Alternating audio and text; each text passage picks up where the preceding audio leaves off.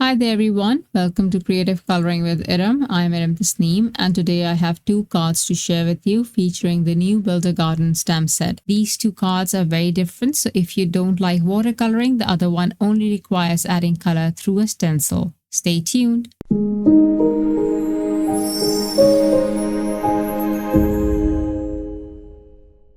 I will use the Builder Garden Elegant Tulips stamp set. It has a coordinating die and coloring stencil. The best part is that you have dies to cut out the sentiments.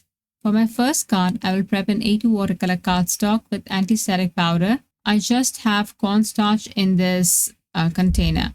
Next, I will stamp the image twice with embossing ink, cover it with pure white embossing powder, and heat set it. In this way, I will end up with two sets of images.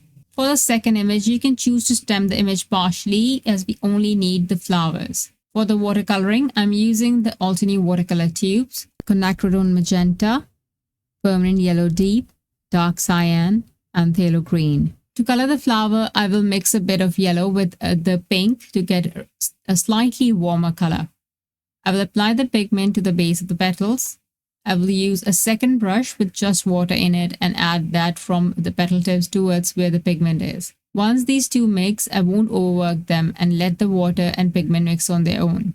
I will first apply water on the outer petals that show the underside or backside of the petals, as I want these to be lighter than the inner petals. Then I will add pigment here with slightly more yellow. I will also go back and add pigment to the inner petals. I will color the smaller flower in the same manner and jump between both flowers to add more pigment to the petals. This depends on how dark or light you want your final result to be. I wanted the look to be soft. To add a bit more warmth to the flower petals, I will drop in some diluted yellow pigment. You do not have to add this to all the petals. Just add it where you want to and set it aside to dry. These are the flowers that we will fussy cut later. You can also die cut them if fussy cutting is not your thing. Then snip them off the die cut. I will roughly color the flowers of the second image as those will be covered by the fussy cut flowers, but you will still be able to see a bit of color underneath.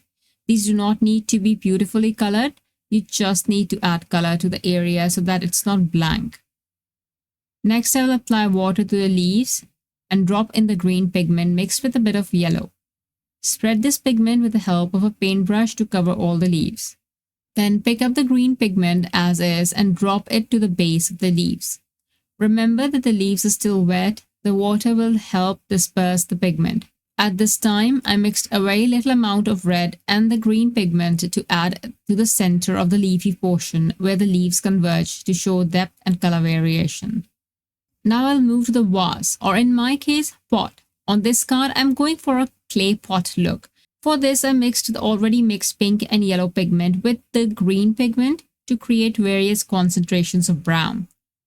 The painted look of this pot is going to be organic with textures showing through, so the coloring will include stippling and patchy strokes, just to give it a very handmade textured look.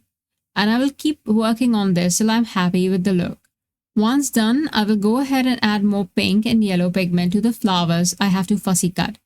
You can add this as stippling to show texture.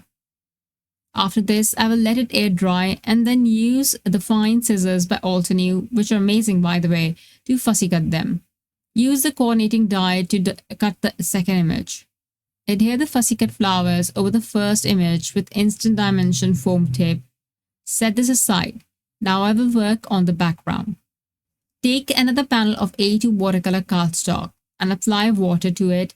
I left the top and bottom right corners untouched.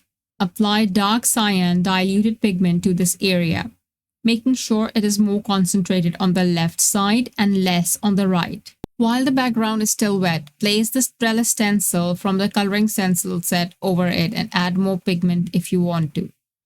Put something heavy over it and leave it to dry on its own. I believe I went to have dinner and when I came back it was semi-dry, which is fine. As long as you have the stencil's imprint on the panel, it's all good. Use a heat tool to dry the panel completely. I will then add black paint splatters on the card panel. I use the jet black ink spray on a pan and apply the splatters with a paintbrush. This is optional. You do not have to do this. Here is how the image looks from the side. I will put everything together with instant dimension foam tape and adhere the iridescent gem sparkles. The card looks so soft and pretty, and I love the texture of the vase. Next is a stencil card, which I also included a bit of pattern paper on. I took an A2 Classic Crest Solar White cardstock panel and stamped the image closer to the lower edge, slightly in the middle. I will cut about 1.25 inches of the right hand side and leave the flower on the right overhanging. So make sure you stamp this in a way that you have a bit of an overhanging flower. I will use two colors for the flowers, crimson and velvet fresh dye inks. For the inner petals, I will apply crimson to cover the entire petal, keeping the inking slightly softer on the tips. Then I will bring in velvet fresh dye ink to add to the base of the petals. This is slightly darker, so it's going to add dimension. This will show depth and variation among the inner and outer petals. For the outer petals, I will mostly add crimson fresh dye ink. The stencil placement is quite easy. This is a coloring stencil, so it's not hard to figure out. On stencil 1, you will have the flowers. Just move them around to ink the different petals of the flowers. You can also change the intensity of the inking or the pressure of your hand while applying ink when jumping from one petal to the other for variation. For the flower center, I used fresh lemon crisp dye ink.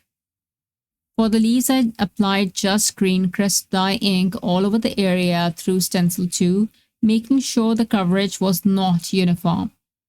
Next, I used my new micro blending brushes to add shading with Forest Fern Fresh Dye ink. I love this new size. These will be released in early April, so keep an eye out for them. For the vase, I will use Aqualicious Fresh Dye ink and apply that through stencil 3C, and I will apply this slightly darker on the edges and lighter in the center. I will do the same for C2, which will cover the base. In the end, I will apply ink with a heavy hand through C3 to add the design to the vase. Next, I will use a T ruler and mark 1.25 inches from the right hand side of the panel. I pulled out my foldable mat to ensure I was doing this right using the inches grid. Okay, so here you will see that I made the cut first with the paper trimmer before partially die cutting the overhanging image. You can do this later. I will place the cutting plate over the margin or up to where the cut is and run it through my die cutting machine.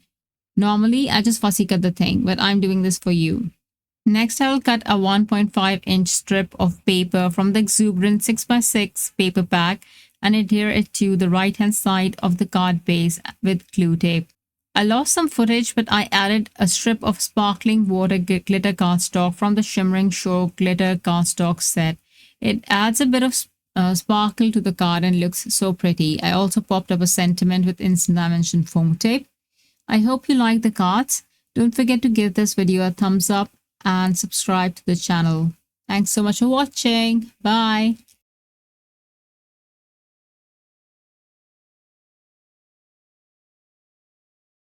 Hello there! Did that video just spark your creativity? And do you want more project ideas and inspiration videos too? Well, if you do, please make sure that you subscribe to the Altenew YouTube channel. Also, make sure that you do click that notification bell so you don't miss a video. Thanks so much for watching. Bye bye!